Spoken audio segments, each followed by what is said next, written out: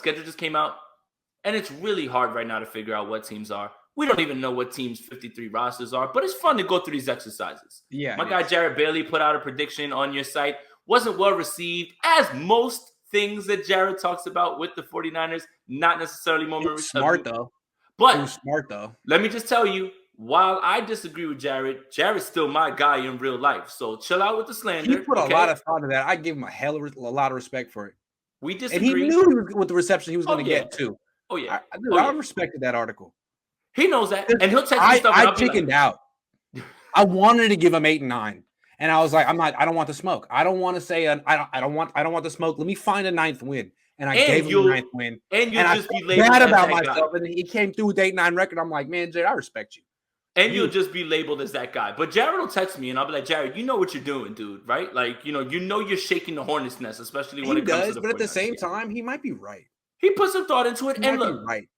I'll give my take on it because I have on my channel. But early prediction, all right, let's do, instead of like solid prediction, let's do this because I think this is a more fluid conversation, one that's going to be more conducive to getting to the truth.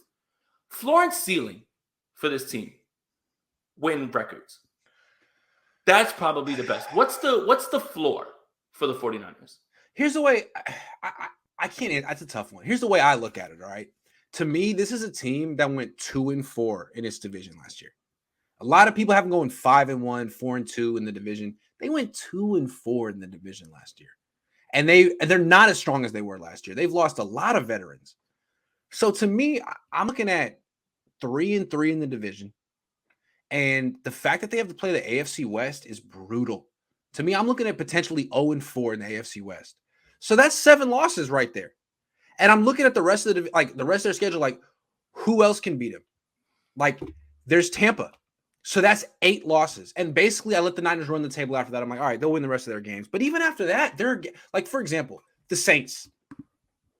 The Saints went 9-8 last year, but they were 9-3 when they had a quarterback other than Trevor Siemian or Ian Book under center. Now those guys are gone, and they have Taysom Hill.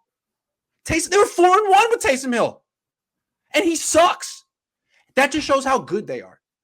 So, like, yeah, the Niners. I mean, there's a world where the Niners are 13-4 or 12-5, but like their schedule is so brutal, so brutal. And there's a world where they're 7-10. I guess that's what I'm trying to say. Like the floor is 7-10, 6-11. And the ceiling is, I guess, as high as 13-4 because they do have a lot of talent. And if Trey Lance is Josh Allen, then yeah, they can win a lot of freaking games. But they should have played him last year. He's basically a rookie who's been on ice for 2 years, and this schedule is crazy. Yeah. So I mean, if I had to guess, I'm thinking 8 or 9 wins. 8 or 9 wins. Third place schedule too, and they made the playoffs last year, but they just happened to run into an AFC West that is the best division in football, and one of those. The Rams have to face them too. The Cardinals have to face them too, but the Saints don't. Right. You know what I'm saying? Like the Vikings don't. Like that's your competition in the wild card race. It's rough. So Gavin Brown, again, thank you for the donation, bro. Elephant in the room, 49ers start slow, young quarterback. I would have thought that if the schedule didn't open up easily. The Chicago game should be a win. And who's the second? And then if they don't beat Seattle. If they don't beat Seattle at home with Drew Lock or Geno Smith starting, then it is a curse. They should start 2-0. But it's going to get rough. It's going to get rough. So my floor right now for them is 8. And I think that they split with the Rams. Okay. They split with the Cardinals, and they better 2-0 against Seattle. They better. Okay. They better. Okay. Otherwise, there's a big problem. That team stinks. And they better be better than them. Okay. Now, the way of the league is you play your division and you go 500. You beat the teams you're supposed to beat: Carolina, Atlanta, Chicago, and Seattle's division. But you play everybody else 500. There's this stretch where it's like Kansas City, Tampa Bay, and in a row. And Washington, New Orleans. The Chargers. Chargers. Miami. The Raiders. Right. And Miami's not going to sleep. Right. Miami's not going to sleep at all. Right.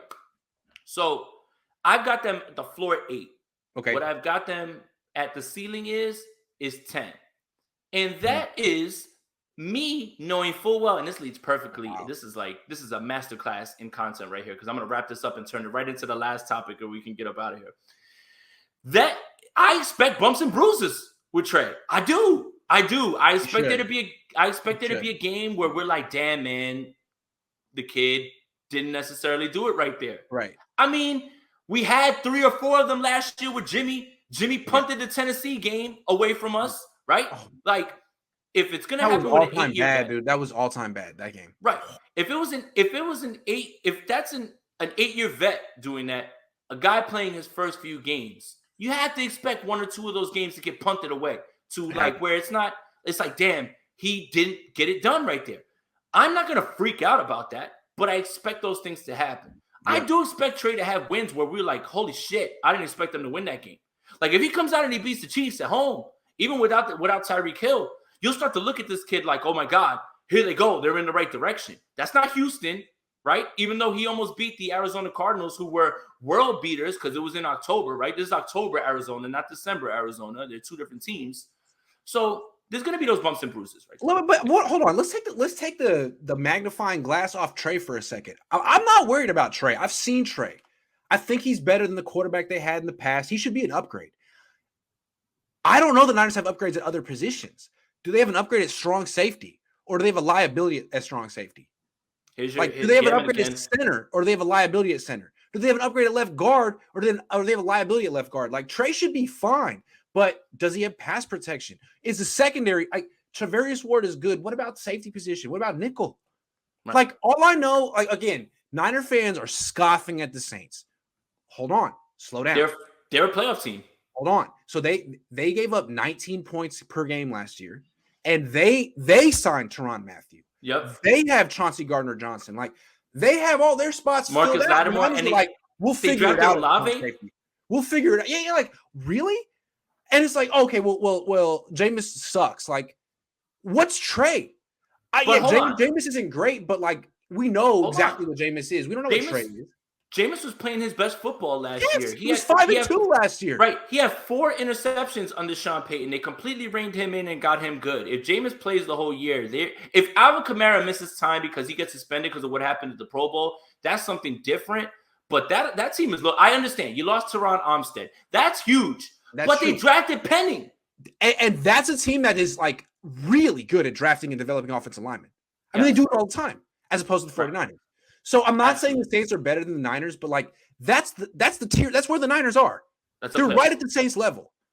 And I wonder, like, how many other teams are there too? Are the Vikings at the same there? time? 9 wins might get you in. Nine wins might get you in this year. It didn't last year, but it might. Hey, your boy Barrett loves Washington, by the way. That makes no sense. I'm not with him on that. I think that he thinks that defense is going to play the way that we thought it was last year, and I don't know if Chase Young is that guy, pal, anymore like that. I like Philly better. You know why? Because AJ Brown is the fucking truth. Yeah, he's good. He's the fucking truth. He's really good. So Gavin Brown, again, look, he brings up your point. A shout out to him, man. He's killing it with the super chats. Appreciate you, bro. Young quarterback status on our center, right tackle. McGlinchey's going to come back. Like I said, I had the doc on the show, and again, anybody who hasn't watched that show, please go back and watch that show. He talked about McGlinchey being on the field, but he expects a drop-off.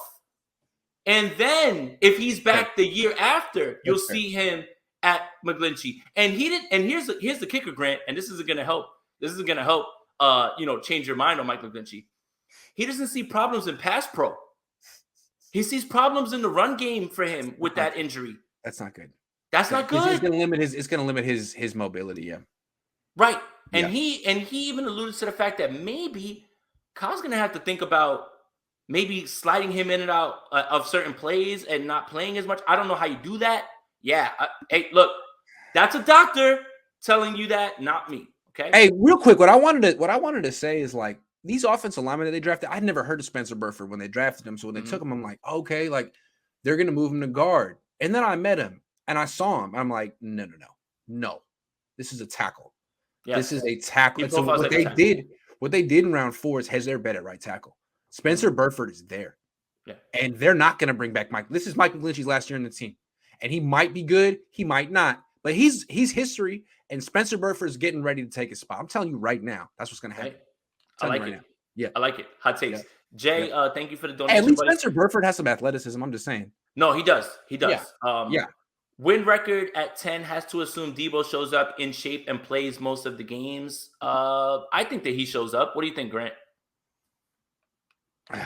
If they pay him, Hmm. I think so. If they show him the money, they got a Jerry Maguire situation in their hands, Jason. No, I think it's going to come down to the very end. I don't think he's going to go to minicamp. We talked about it on my show today. They know what the price is. Torrey Denny's not going to mess around, but if they give him AJ Brown money, they should probably be able to work it out. And they should. I mean, why would they not?